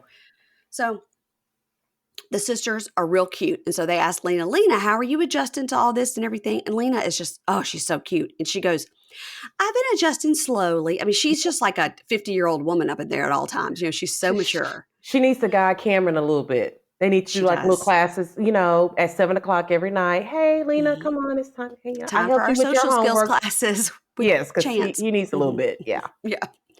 So, and let's see, Cam says, Lena's been taking on a lot of surprises and responsibility. So you all deserve to have a surprise too. And right as he's about to do his reveal, like that waitress walks up and Aris is like saying what her order is or whatever. So he takes off his sweatshirt and he has a t-shirt with the sonogram on it. And his sister, as he's taking his shirt off, goes, I know you're not taking your shirt off in this restaurant. Why are you taking your, they are so quick to jump on him. Because he would just take his shirt off in a restaurant. Yes, he would. And start rapping on top of tables and shit like that. So he shows the sonogram. They're like, oh my gosh. And he says, in 5 months, I'm going to be a girl dad. And they're all like, you already know what it is? Are you sure it's 5 months? Are you saying that 9 months? And girl, that belly said 13 months. I mean, easily. So 13 months. So Steph says in her talking head, she goes, I'm going to be honest. I really hope having this baby is going to help him grow up. I do see some changes in Cam. I do, but we need to see more. I think the baby will be good for him. I just couldn't stop staring at her. She's so pretty. I love her little freckles. That is just like you're staring at Cam. They look like they share a mask. That's how much they look alike. Like at first I'm like, are they twins? Because they look just alike. And then they looked just like one of the aunts as well. Yeah, one of the aunts looked just like her too. Yeah. I thought that was their mom at first because they look so much like her. Yeah, I don't recall getting any information about the mom. None. So they all joke around like, "Oh, Lena's the only one in the whole family that can keep a secret. She kept that secret." And Steph says, "Lena, you got to get my number. You got to call me." She's like, "I'll call you, Yeah. girl." It was really, It was really cute. It was. And Lena says to Aris, "That's right. Lena says to Aris, I'm the only one that can keep a secret because you already told Papa that she's pregnant." And Aris is like, "All right, I told my dad, Lena, you just bust me out right here in front of all these Like, people." damn, Lena, you ain't gonna get no cookie. Mm-mm.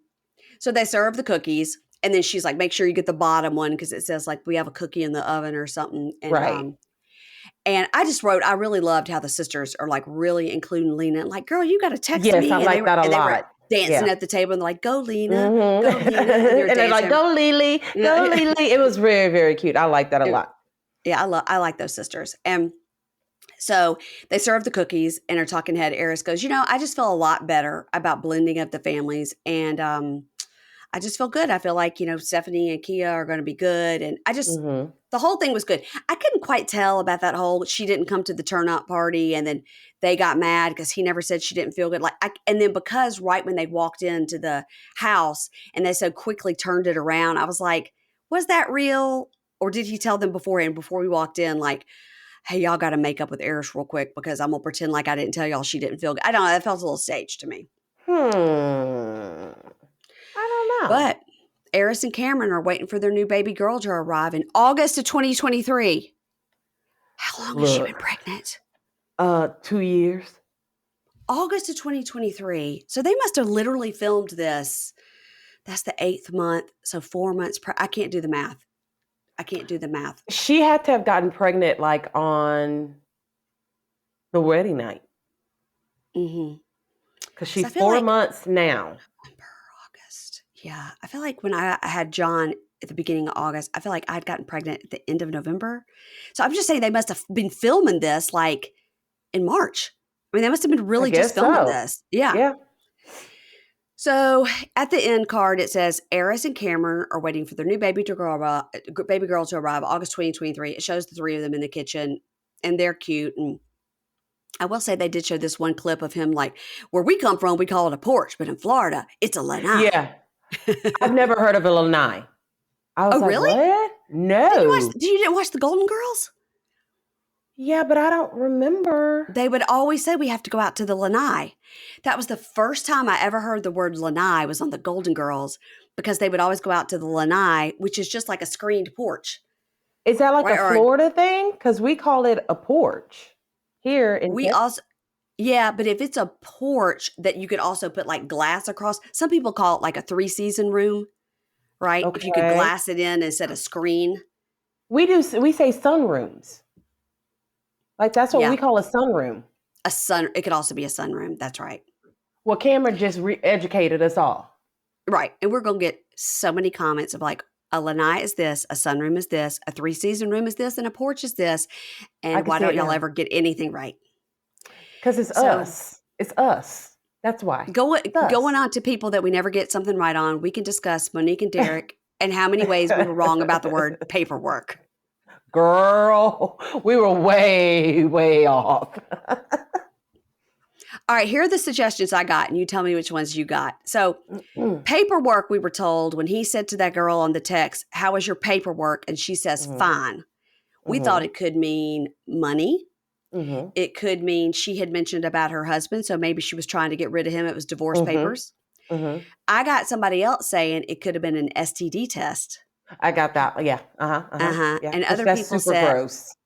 Yeah, but it makes sense. But the way to put it, how's that paperwork?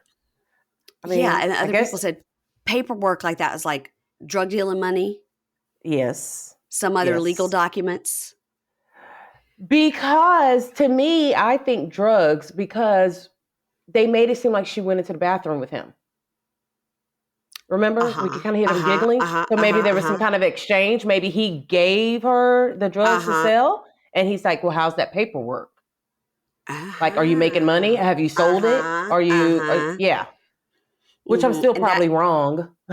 Well, I will tell you that the girls that talked on the YouTube thing, they were talking about that. Because they did like a recap. They went through all the couples in addition to getting all this other information. It was 2 hours, y'all. they asked about this whole thing with Derek, and they were saying, like, you can't tell, like, he does really love her, but he's just not ready to settle down. 100% agree. And they were talking about him sleeping with his phone in his boxers. And they also said, well, he had so many phones. And Queen said, there's only one reason you got that many phones. And she goes, if you're willing to sleep with your phone next to your balls, you are really hiding something. You are really putting it somewhere where you know you will wake up if somebody touches it. And she said there's only one reason for him to have so many phones. And Puppy's like, well, I think he's got a phone for each chick. And Queen goes, no, because I think he's back in the business he used to be in, and he needs a separate phone for that. And I agree. Puppy, as always, is like, well, I wasn't trying to say that, Queen. And Queen goes, I said it. I said it. Queen's right. I don't think he knows anything else. I mean, his mom got him to start selling drugs. I mean, come on. I know. That's really sad. The whole thing is sad. Really sad. Yeah. So, all right. So Derek calls her and was like, will you come meet me? And she's like, I don't want to. He's like, come on now. I didn't even leave town. Now, come on. I didn't even leave. Like, I'm here. So he's always so bossy to her. It's like, come on now, Monique. Come on, Momo. I didn't leave town. Come on. He was like, well, your plane ticket's for tomorrow. What do you mean you didn't leave town? So he arrives and he's like, listen, Monique, I'm sorry. I want to talk to you. And she's like, I don't want to talk to you, Derek. And he goes, listen, I won't talk to any females anymore at all if you think that could lead to me cheating. It's like, only if you think that it will. Well, how about it? We all think it, Derek. How about that? How about you told us you banged 10 chicks in 5 days? Like it has led to cheating. Numerous times. Yeah. And she goes, Derek, I should just be able to trust you. Yeah. And he says, what can I do? What can I do? And she goes, well, you can stop sleeping with your phone in your drawers. Yeah, that's one. And he goes, okay, I'm going to do that. I'm going to do that. And I'm going to give you my passcode. To only 2 phones. Well, the other 3 you can't have. She didn't even know about those other phones. I tell you. And she says, Derek, I was so humiliated last night in front of my whole family. And, honestly, I just came here to end things with you. And he's like, what? Now, come on now. Come on, Monique. No one believed that. No one believed that. No one believed it at all. I will tell you, though, I think from her last season to this season, she has figured out a little bit of better ways to dress. Don't you think? She's dressing a lot better. Well, because the outfit that she showed up in, like, I know what it's like trying to dress stylish and you're a big girl. And it is not always the easiest, but she has done it quite well. And then even her boots. I can remember I couldn't even find boots that would, like the high knee boots that would go over my calf. So wherever she's shopping at, she needs to let us all know because she most definitely had a glow up. She did. Fashion. She's fixed her way of dressing. And so she's in this cute dress, a little jacket and her knee boots and everything. And he's like, we're going to go ice skating. And she goes, what?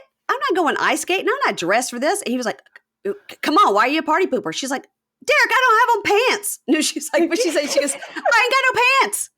Like she had to really dumb it down. Like, dude, do you not see me here with this short dress on these boots? Because personally, to me, if a man takes me to go ice skating, that means he wants to break up with me because I'm about to be sliding across the ice, probably have a broken nose and all. Just of all the things to do, why that? Why that one? I don't get it. And the girls on the YouTube were like, this is so dumb because if he really wanted her to go to ice skate, he should have just give her a heads up. We're going to do something that requires pants. Skating. Yes. Put on some leggings. So, but it's look who it is though. He thought that was cute. He has to use a little snowman to skate, which is the same size as he was. Exact. She stands on the other side to watch. She doesn't even put the skates on. She's like, no, Derek. Now he has made himself. He's generally in life 2 feet shorter than her, but he has now made himself 2 feet even more shorter than her because he's down below her on the ice. And she's standing way up in heels. I was like, this is hilarious. So he gets down on one knee on the ice, holding on to his little snowman. And he goes, Monique, I want you to trust me. I want to be your husband. I want you to be my missus. Will you marry me? And he pulls out this ring. And she stands there, and the way that they filmed this, she has got, her mouth is like, duh. Yeah, it was. Mm-hmm. What? So then they go back to the scene and she goes, okay, yes, Derek. Yeah. She did exactly what we all hoped she would not do, but we all knew she would do. We knew she would say yes. Her sister's going to kick her ass when she calls him and said, Derek just proposed to me. And they're going to be so pissed off at her. Big time. He says he's changed. What's that godmother going to do with that talk to the manager haircut? She's going to kick some ass. What was her name? Rachel, I think was her name. Something like that. Yes, it was Rachel. Yes. So he tells her, he's like, Monique, I'm going to do better. I'm going to change. I'm going to change, ma'am. And no more females. I'm going to change. I'm going to do better. And she goes, okay, Derek. So they hug and they kiss and everything. And his talking head, he tells us, I was a player, but I hung up my jersey in the stadium. I've retired my jersey. Now, his little toddler size jersey. Oh, he only has so 2 phones now instead of 4. And so in the end card, it says Derek and Monique are in a long distance engagement, and they show her, and she's got on that black push-up bra that she has in that interview that we've seen with her. Mm-hmm. And it says titty to chin. That's all it was. Let me tell you what, if you got me some sort of contraption, I could do that too, but it wouldn't look good, but I could do it. Not quite that big. I wouldn't be able to breathe. I was just like, it's like duct tape, like Darcy and Stacy, like duct tape. Like, yes. So they are planning their wedding slowly, and we see a little, he's sitting with Big Ma looking at something. She's like, now, Derek, I'm going to make the chicken salad sandwiches. And I'm going to put them in this Tupperware, and I'm going to borrow that punch bowl from Eunice down the street from the church. And we're going to have that reception right here at my house, Derek. For $500. And I'm going to give you, here's this $100 now. This for your honeymoon. Don't go all spend it one place. We do need more of her on our TV. She was so cute. Her and so Queen. Cute. Yes. Well, I will tell you that they were all like, all we ever get is DMs about bring us more Queen. We need more Queen. We need a story about Queen. We want Queen to be our best friend. Queen's we need to know everything. I want to know what she does when she wakes up in the morning. Like, does she wake up in the morning as a badass, or is she a badass after coffee? I need to know. She had one of her little grandchildren on this little baby. I want to eat their face. Can you get Queen to come on Libra Lounge and talk to her? Can you, Producer James, can you get on that, please? He gonna get on that. All right. So, now that Derek has retired his jersey, instead of texting chicks, he should spend the time on his phone playing games like a normal person does. Mm-hmm. And the game I'm loving right now, I've told you about it before, is Word Collect. Word Collect has 2,000 levels. You never get bored playing it. I won't tell you what level I'm on because it's low, and so maybe that means I'm dumb. But it's a great way to keep your mind sharp and grow your vocabulary. And there are many people on this show that the majority could grow their vocabulary. Everybody but Lindsey, okay? Yeah. And right now, Word Collect is offering you 2,500 coins and 500 gems. And you need that. You need those gems and those coins to like level up and get more fun, like little side games and all that. Okay. So when you download and play it, you automatically get this 2,500 coins and the 500 gems when you start. I love a game on my phone. I'm obsessed. I especially love a word game. That's the English nerd in me. This one is really super fun. So you're going to go on over to the Apple Store, the Google Store, wherever you get your games, and just search for Word Collect. If you want to get fit in your mind and your body, you're going to download Word Collect for free today. Again, guys, it's free. It's a fun game, and I'm going to give it a 10 out of 10. You could give that game stars on your App Store as well. I'm going to recommend it. You know what we should create? We should create a game just like that, but for like Urban Dictionary shit that... Oh my God, Keisha, that is such a good idea. Oh, wait a minute. Let me get let me get my attorney on. Don't try to steal my idea. TM. Yes. Patent pending. We need to create that. An app where people like us could type in paperwork, and then it would give us the literal definition and then the Urban Dictionary, and then 4 down, y'all dumb, why don't you know? It means drug money. I'm like, why don't y'all know? Yes, that's such a good idea, Keisha. We're about to be rich. Oh, y'all, we're not going to be podcasting anymore. We're going to be out there. Nope. We're going to act like we don't know y'all. We're going to act brand new. We're Silicon Valley. We're going on Shark Tank. Hey, sharks. Yeah. Have you ever wondered what it means when somebody says you ate sharks? It doesn't mean food. Here's how you can find out. Go to this app. There you go. What we gonna wear, Mary Payne? What we gonna wear? We're gonna wear hot pink. Yes. Mm-hmm. And it's got to be a solid color so it doesn't Okay. confuse the eye. Sleek. Okay. We're going to both put our hair back in like a low sleek ponytail, look real Okay. businesslike. Okay. Mm-hmm. Okay. Mm-hmm. And then we got plans. We're going to get a cast member from Life After Lockup to be like the celebrity and be like, if you were like Derek and you said this, we'd have him say something. And then you and I would get out our phone and be like, we didn't know what that meant. So we looked it up on our app. Yes, girl, we're about to blow up right now. Dollar bills, y'all. TM. Yes. Nobody steal it. All right. Because we will knock on your door with Queen. Let's speak of somebody who's got trademarks. That's Justine and Michael. They got everything trademarked. Montana Mills. Mm-hmm. Yep.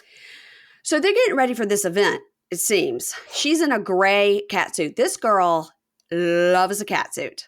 Yes, she does. Every color, short sleeves, long sleeves, sleeveless, short every pants, style. long pants, every style. Turtleneck style, all of it. The ones with the hands, the glove hands and all of that. Mm-hmm. Yeah. Mm-hmm. Yep. She got the back out. She got the back in. She got it all. Yes, she does. All of it. So she's in a gray turtleneck back in catsuit. And he's in his gray, take it easy on me, my wife is pregnant shirt. So this is the outfit they had on when they went to look at that $2 million house they can't afford. Okay. So he's like, listen, we got to get ready. They're going to be scouts at this event. Like, I'm super nervous about the whole thing. And, I would have set up an event that would have been mind blowing for, me coming back out. But all right. And she goes, that's not what's happening. But who cares? Even if it's just me there, it's an event and you got to do something. You got to start. Yes. So they get ready. They go to the club and they're now in totally different outfits. He's in a white long sleeve shirt and she's in an orange catsuit. That bothered my whole soul. I was like, are we just not supposed to notice this at all? Why did they film that scene getting ready and then they were in total? Well, you knew he wasn't going on stage in that T-shirt. So right. Because Mocha would have been like, you got to turn the inside out before you step into the club. So, all right. So Mocha's talking on the stage and he's like, hey, I've been talking about this guy getting out and you thought he'd never come out, but here he is. And the talking head, Justine goes, as a manager, Mocha is subpar. Yeah. I'm not surprised there weren't a lot of people here. Mocha needs to focus on Michael's music, not his wedding ring. Now, she wasn't lying. She's not lying. In the YouTube thing, they were asking about that. And they were all like, I bet you anything it had to do with COVID. And she said, Amber said when they did their mom and dad's renewal of their wedding or whatever, she was like, that looked like there was only 20 people there. She was like, because of COVID, they couldn't have more people there. She was like, more people were at the reception, you know what I'm saying, when they weren't filming. Oh, okay. Well, and also in Justine's talking head, she still has on the neon orange jumpsuit. Uh-huh. Yeah. No makeup. Hair is a little bit wavy. I'm like, what? But we're supposed to believe that she's, coming out from the club and she's telling us kind of what happened. You look completely different. Did you notice that? I did think about the lashes. I was like, I thought she had lashes on in that. She's always got the lashes on. It's like she must have taken them off. Yeah. So there was a makeup artist that she was using while she was in Vegas. Because she looked totally different. Yeah. Totally different. But during that talking head, I was like, well, where's the makeup and what happened to your hair? Because y'all must have had a real good time in that club because you've been sweating. Yeah, it looked like she had pulled her lashes, just pulled them off. So yeah. Montana Mills gets up to rap and then he thanks Justine and he says, I got to make an announcement, okay? My girl's here and, we got married in jail. She just drove up and we got married and then she left. I wasn't able to do that shit right, so now I'm going to. So he gets down on his knee and proposes again. Will you marry me? She's like, yes, because they're already married and then they kiss and whatever. And I said, the 12 people that are there, I counted 12 people. Of course you counted. And they cheer, and she just chews gum the whole time, like, nyah, nyah, nyah, nyah, nyah. Thank you, baby. Nyah, nyah, nyah, nyah. I love this ring. I was like, girl, stop chewing the gum. Because I have a phobia about gum. So, that really bothered me. Oh, what's the phobia? I can't stand gum. I don't want, not a gum wrapper. You just think it's gross? It's like almost a phobia. Okay. It's like, some people can't stand to hear other people chew. It's like that. No, it's like I don't want to even see it. Even if it hasn't been chewed, I don't want to see it. even if it's been chewed and you've thrown it away. No, everyone in the house knows. And No everyone gum. in the house is a gum chewer. They hide it from me. And they know when you dispose of it, you better put it in some paper towel or some toilet paper and you better flush it. Because I don't want to see it in a trash can. Okay. I will freak the fuck out. All right, in Vegas, note to self, no gum. Okay. If you When we But get I'm together getting in better Vegas, at it. no gum. I'm getting better. I'm like, this person next to me is chewing. They enjoy gum. They have the right to chew. I need to calm my ass down. Yeah. Okay. It's like an internal conversation. It's the weirdest thing. And I hate that I have that phobia. But I don't chew real. gum anymore because I have bad breath just as a baseline because of my sinuses. So I think chewing gum makes it worse. I think it makes it good for that minute, but then when you stop chewing the gum, it makes your bad breath worse. Yeah. So I have completely, and also I'm terrified of pulling out any kind of like cap, crown, filling. I'm always terrified that's going to happen. I'm going to have to go to the dentist. So I'm always like super careful. Yeah. All right. That was dental corner. Side note. All right. Yes. Side note. So in their end card, it says, Michael released a new music video and booked a second performance, but his biggest release is coming July 2023. So she's 1 month ahead. Oh, 1 month ahead. I can't wait to see what the baby looks like. I know she's a real cute pregnant person. She is. She does carry it. She carries it. Is it mean for me to say she carries it better than Aris? Yes. It's mean for you to say that. It then. I just okay. Well, they're just different. They just are different. They just look different with their pregnancy bellies. You can't help what you look like. And my husband, when I was pregnant, we had a big fight the first time I was pregnant because, he would always do that like joking thing, like, oh, my wife's pregnant, right? In the moods. Am I telling you what? Like he would make these jokes about like me being in a bad mood or being bitchy or eating a lot or what, he was trying to just do that man thing. Like it was real funny. Right. And at one point I got so mad and I was like, I'm sick of that. I'm sick of that shit. Like you try to be pregnant. And he said, what do you want me to say? I go, from this point forward, and this is carried on now, my kids are 20 and 17, and he still says it to this day. Just if you asked him tomorrow, he'll tell you. Mary Payne is a very pleasant pregnant person. He says it all. It's like he has Stockholm syndrome.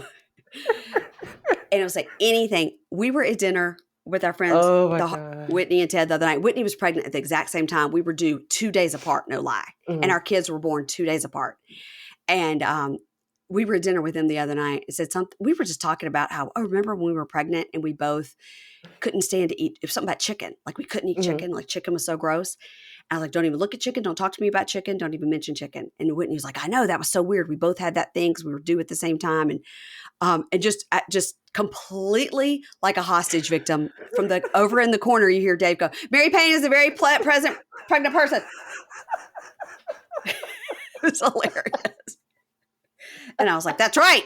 She sure is. Oh my God. That is so funny. Yeah. You got him scared. He was terrified. That is funny. Terrified. I'm gonna go down there in a little bit. I'm gonna put my phone on record. I'm gonna get him to say it. Yes, please do. Oh, well. So, all right. Now let's go to Marcelino and Brittany. This is our last couple. And this was no bueno. Marcelino, we hated you. And then we loved you. And we thought you were great. Then we hated you again. But we were coming back around. Because we thought you were doing the right thing. And now we hate you again. You made us hate you again. He's just, I don't know.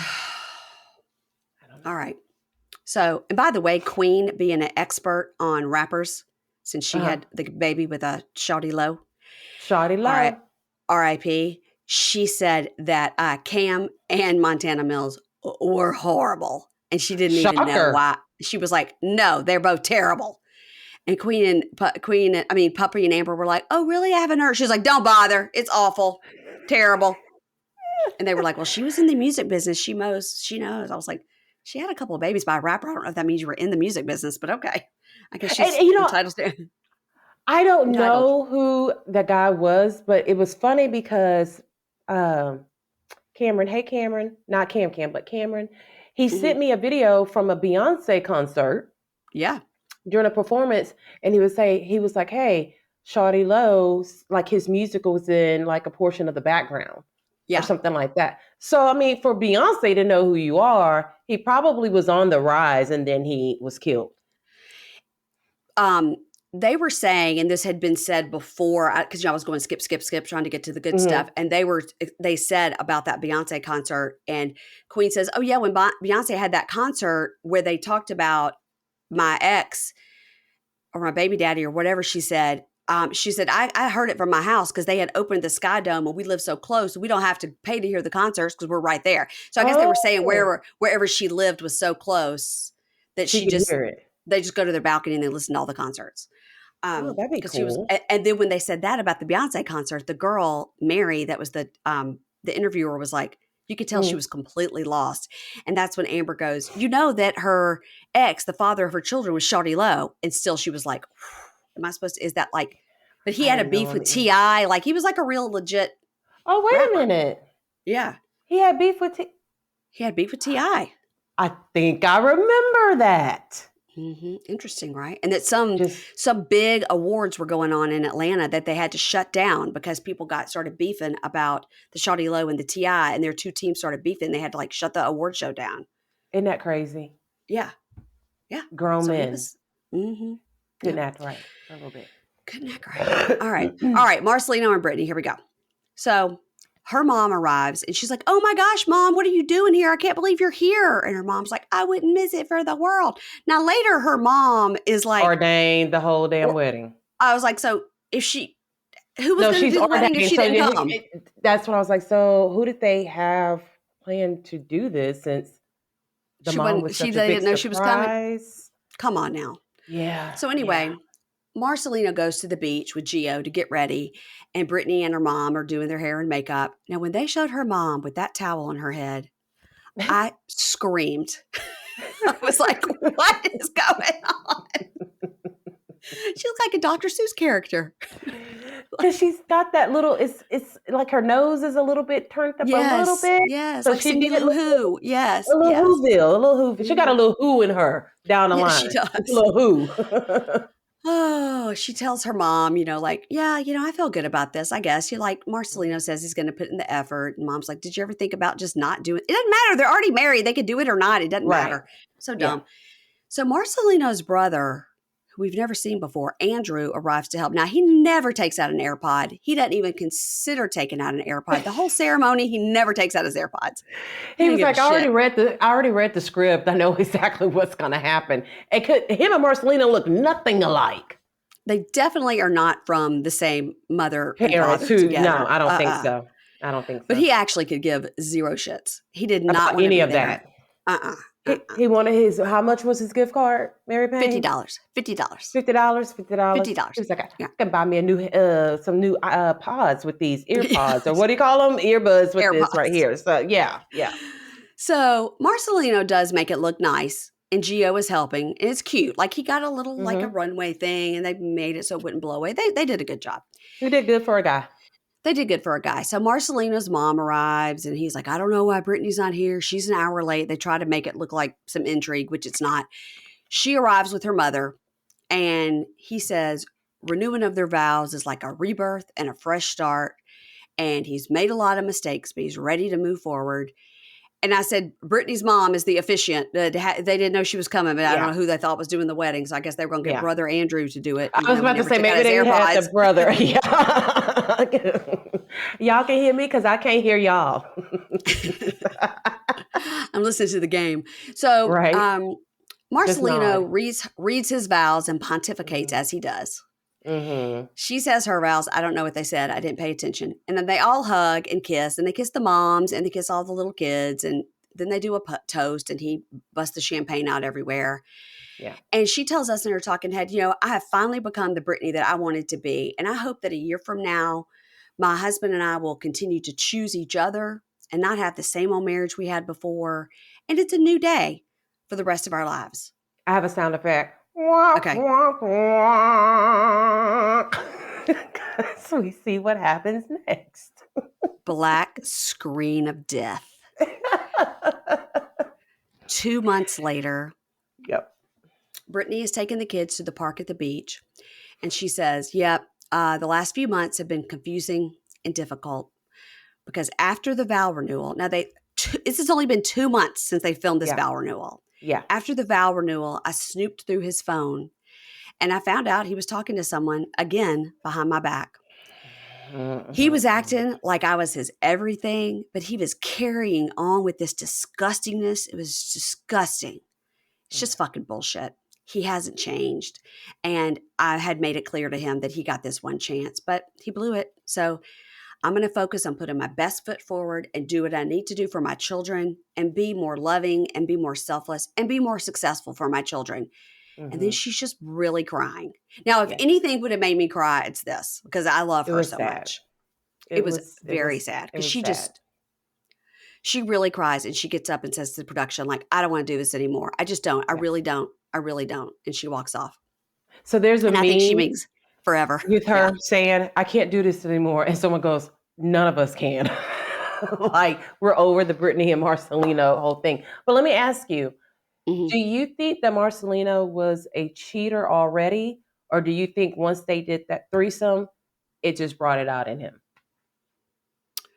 It's a good question. Thank you. Yeah, I don't know. I don't know if he was cheating all along and she was like, she could feel him pulling away. So she was like, let me try to spice it up. Right. Because they didn't make it seem that way. It made it seem like she needed this. Yes, the threesome. You know? Yeah. Yeah. I don't know. And I don't know if we'll ever know. Probably not. He says in this talking head, which I think maybe explains this a little bit. He says, relationships are a two-way street, and I'm regretful for the things I've done. I have lived selfishly for so long, but it finally caught up with me. It did. The last 5 years were something I had to experience because at some point I would have looked back on my life and wondered, what would it have been like to be married with kids? Now, let me tell you something. That made me mad. To be like, this was something that I had to do. I had to get married and have kids so I wouldn't regret not doing it. Those are all the wrong reasons to do those things. You have ruined this woman's life. You have ruined not two, but 3 children's lives. Yep. What are you saying? This is something you had to do. He's weird now. It's like he's depressed or something. He's just not the same Marcelino at all. He says, I would have looked, it's a good thing I did this. I would have looked back and wondered why. What? Yeah. Yep. So he says. That lets you know he ain't in his right head. That's an awful thing to say. Yeah. It's a terrible thing to say. Yeah. It's just like, well, I had these kids. I mean, I was like, these are 2 whole people in addition to the other one you adopted. That's right. So he says, yeah, you can't sit and dwell on things you can't change. So, yeah. Oh, boy, Mars. He's very disconnected. Very extremely. Yep. And then we see him at his brother's house. I think this was another brother. How many brothers does he have? Was this Andrew? This wasn't Andrew. It wasn't Andrew. No, this one actually looked older. It looked more like Marcelino. Yes, he did.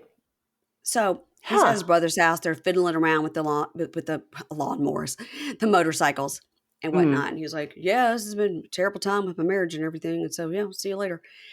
And in the end card, it says, Marcelino and Brittany have separated and will continue to co-parent in Florida. And the closing shot is her like in a white shirt, kind of sitting in a lotus position on the beach.